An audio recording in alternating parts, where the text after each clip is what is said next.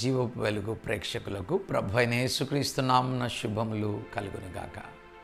పిల్లారా, ప్రతి ఉదయాన్నే ఒక వచనాన్ని దేవుని వాక్యంలో నుంచి ధ్యానిస్తూ మన ఆధ్యాత్మికమైన జీవితాలకు దేవుడు తన లేఖనాల నుంచి మనందరితో మాట్లాడునుగాక. ఈవేళ మొదటి యోహాను రాసిన పత్రిక 4వ అధ్యాయం 15వ వచనాన్ని ఇదేనా మనము ధ్యానం చేసుకుందాం. యేసు దేవుని కుమారుడు అని ఒప్పుకొనుట ఈ దినం యొక్క ముఖ్య అంశం. 15వ వచనంలో యేసు దేవుని కుమారుడని ఎవడు ఒప్పుకొనునో వానిలో దేవుడు నిలిచి ఉన్నాడు, వాడు దేవుని యందు ఉన్నాడు. ఈ వచనాల్ని ఇదిన మనము ధ్యానం చేసుకుందాం. పిల్లరా, దేవుడు మనలో నిలిచి ఉండాలి అనే ఒక ఆలోచన దేవుడే కలిగి ఉంటున్నాడు. God wants to live in your life. నీ జీవితంలో దేవుడు నిలిచి ఉండాలని ఆశపడతా ఉన్నాడు.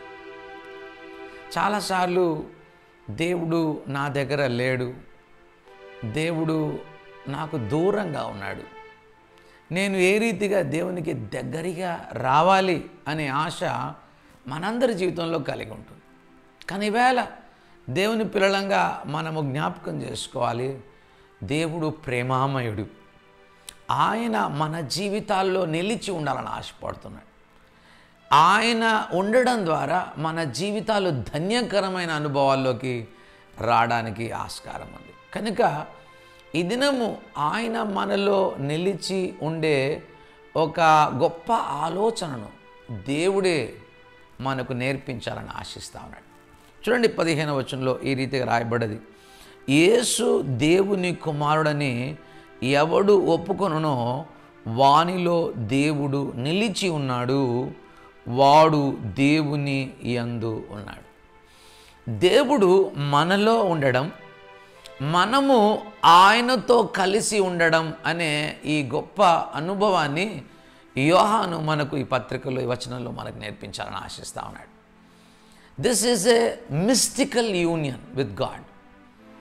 You being in God and God being in you. దేవుడు నీలో, నీవు ఆయనలో ఉండే ఈ అనుభవాలు ఎలా సంభవము అని అనుకుంటున్నావా? యోహాను ఒక చిన్న కీని, చాలా ప్రాముఖ్యమైన తాళపు చెవిని మనకు ఈ వచనాలు రాస్తున్నాడు. యేసును దేవుని కుమారుడని ఎవరు ఒప్పుకుంటారో వారిలో మాత్రమే దేవుడు నిలిచి ఉంటాడు. చాలాసార్లు మనము సంఘంలో నిలిచి ఉంటాం, చాలాసార్లు మనము రకరకాలైనటువంటి క్రైస్తవ మత సంబంధమైన అనుభవాల్లో నిలిచి ఉంటాం. అవన్నీ ప్రాముఖ్యమైనది కాదు. యేసును దేవుని కుమారుడు అని మనం ఒప్పుకోవాలి. యేసు ఏ రీతిగా తండ్రి అయిన దేవుడు యేసును ఫుల్లీ గాడ్ అని, ఫుల్లీ మ్యాన్ అని, ఏ రీతిగా ఆయన ఈ లోకానికి పవిత్రమైన కుమారునిగా ఈ లోకానికి వచ్చాడని, ఆయన జీవితం పరిశుద్ధంగా జీవించాడని, ఆయన కల్వరి సిలువలో ఆయన మన కొరకు మరణించాడని, ఆయన మనకు ప్రాయశ్చిత్తంగా తన రక్తాన్ని కార్చాడని, ఆయన మరణం ద్వారా మనకు విమోచన కలిగిందని, ఆయన పాతి పెట్టబడి తిరిగి లేచాడని, మహామహుని సముఖంలోకి చేరుకున్నాడనే విషయాన్ని మనం ఎప్పుడైతే ఒప్పుకుంటామో, తండ్రి తన కుమారుని గురించి ఏ రీతిగా ఒప్పుకుంటున్నాడో మనం కూడా ఎగ్జాక్ట్గా తండ్రి ఒప్పుకున్నట్లుగానే కుమారుని కూడా మనం ఒప్పుకున్నట్లయితే, ప్రభు అంటున్నాడు, మీరు నా కుమారుని ఒప్పుకున్నారు కనుక నేను మీలో నిలిచి ఉంటాను అని ప్రభు సెలవిస్తున్నాడు. This is true Christianity. నిజమైన క్రైస్తత్వం ఏంటంటే నీళ్ళలో మునగటం, లేకపోతే మత సంబంధమైన ఆచారాలను చేయటం కాదు. యేసు దేవుని కుమారుడని ఎవరు ఒప్పుకుంటారో దేవునితో వారికి గొప్ప బంధం ఏర్పడుతుందనే విషయాన్ని ఈ వచనాల్లో మనం చూస్తున్నాం. ఇలాంటి బంధం నిజంగా సాధ్యమా అని మీరు అంటారా? యోహాను రాసిన సువార్త 14వ అధ్యాయంలోకి మనం వచ్చినట్లయితే 20వ వచనంలో యేసుక్రీస్తు ఈ యొక్క అనుభవాలను మనకు జ్ఞాపకం చేస్తూ ఉన్నాడు.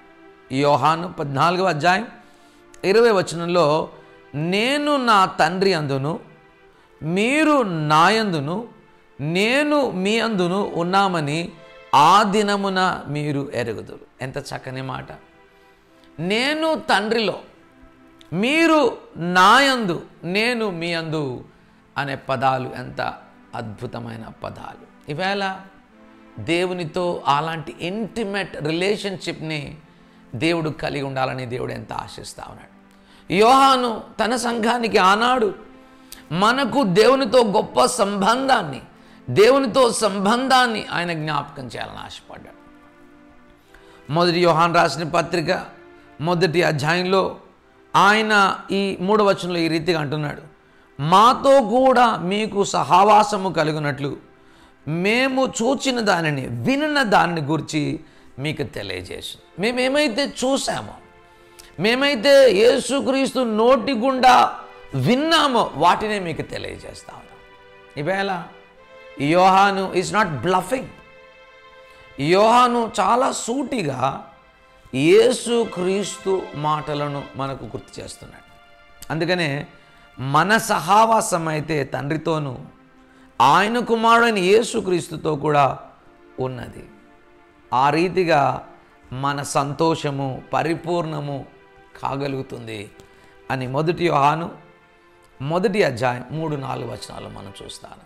కనుక పిల్లారా, ఈవేళ యేసును దేవుని కుమారుడని ఎవరైతే ఒప్పుకుంటారో వారిలో దేవుడు నిలిచి ఉండడానికి ఇష్టపడుతున్నాడు. యేసుక్రీస్తు సువార్తలో తన శిష్యుల్ని ఇలా అడిగాడు. ఏమని అడిగాడు?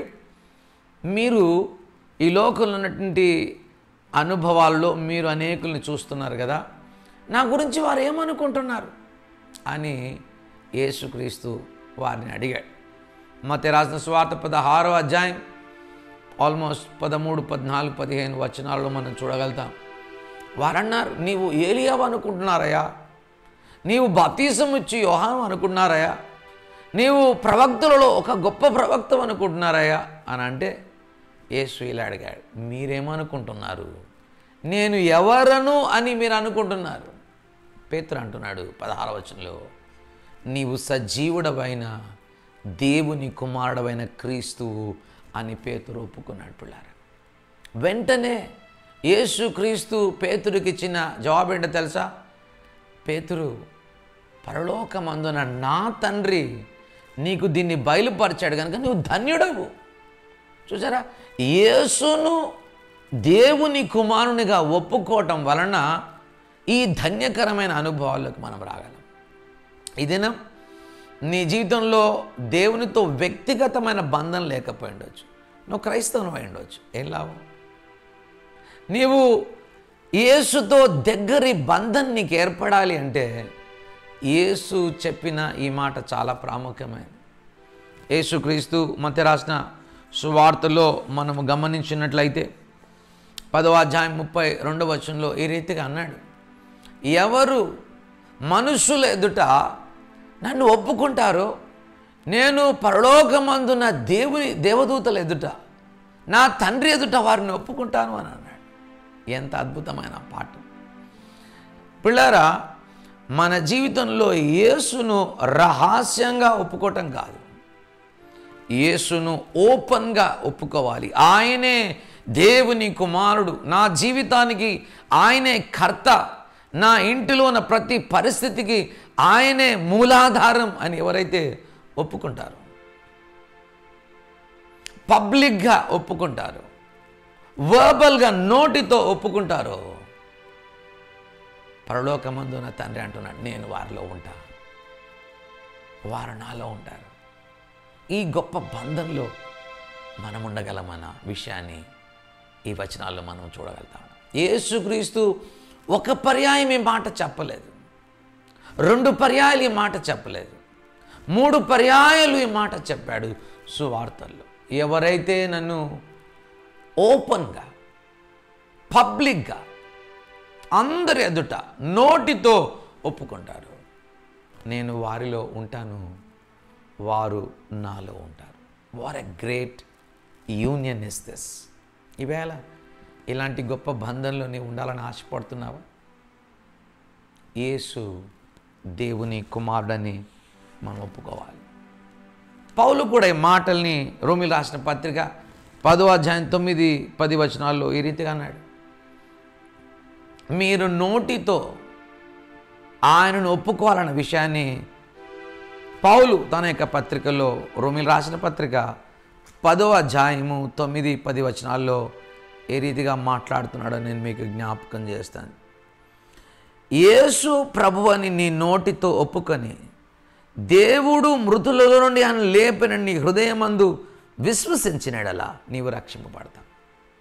Not only you should confess him openly, not only you should confess him with publicly, but you should confess him verbally.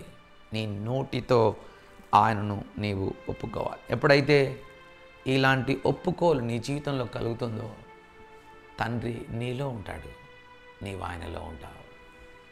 ఎంత గొప్ప బంధం. నీవు చర్చ్లో ఉండొచ్చు, మ్యూజిక్లో ఉండొచ్చు, పాటల్లో ఉండొచ్చు, దేవుడు నీలో లేకపోయి ఉండొచ్చు. ఈ దినం యేసు అంటున్నాడు, నేను నీలో నీవు నాలో. ఈ ప్లగిన్ నేను మీతో ఉంటాను, మీలో ఉండాలని ఆశపడుతున్నాను. ఈ బంధం నీకుందా? ఒకవేళ ఇలాంటి బంధంలోకి నువ్వు ఇంకా రాలేకపోయినట్లయితే యేసును అనేకులు ఎదుట నీవు ఒప్పుకోవాలి.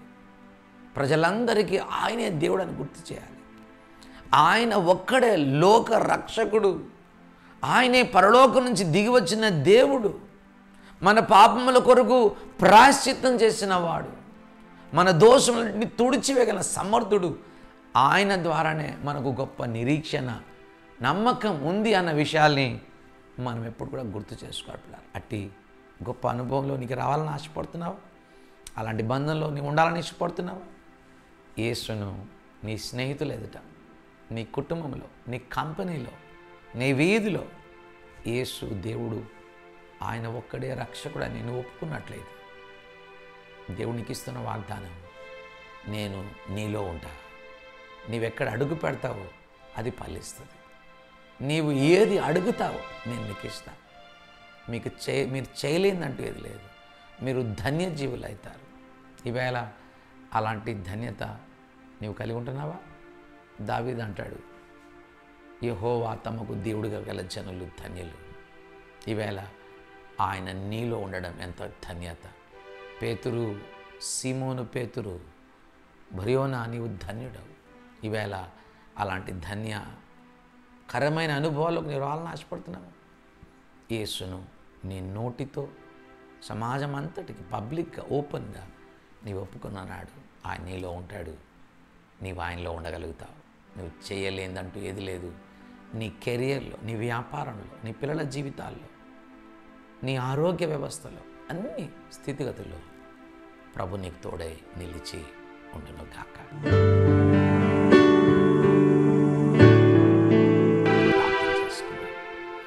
నమ్మదగిన దేవా, సత్యస్వరూపైన తండ్రి, ఇది నువ్వు మాకు ఇచ్చిన గొప్ప అనుభవాలకే వందనాలు. యేసు దేవుని కుమారుడని ఎవరు ఒప్పుకుంటారు? దేవుడు వారిలో ఉంటాడు, వారు ఆయనలో ఉంటారని ఎంత చక్కని మాటను మాకు జ్ఞాపకం చేశాం. కనుక ఈవేళ నిదాసునిగా వీక్షిస్తున్న ప్రేక్షకులందరూ ఈ గొప్ప ధన్యకరమైన అనుభవాన్ని పరిశుద్ధాత్మదేవ నీవే కలగజేయండి. నీవు నిశ్చయంగా నీ ప్రజల్ని దర్శించి బలపరచగలిగిన దేవుడు.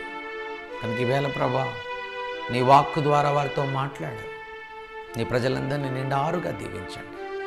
ఎవరైతే ఈ యొక్క వీడియో ద్వారా నీ వాక్యాన్ని నేర్చుకోవడానికి ఇష్టపడుతున్నారు, ప్రతి బిడ్డ మీద నీ కృపను, నీ వాత్సల్యతను, నీ సహాయాన్ని సమృద్ధిగా అనుగ్రహించమని ప్రార్థిస్తూ నీ నిండు దీవెనలు నీ ప్రజల మీద ఉంచున్నాను. యేసు దివ్యమైన ఘనమైన నామమున ప్రార్థించి వేడుకుంటున్న మా గొప్ప తండ్రి, ఆమేన్. తండ్రి, కుమార, పరిశుద్ధాత్మ నిండైన దీవెన తను ప్రేమించు వారందరికీ, తను జాగ్రత్తగా వెతుకు వారికి సదాకాలం తోడే వర్ధిలను గాక.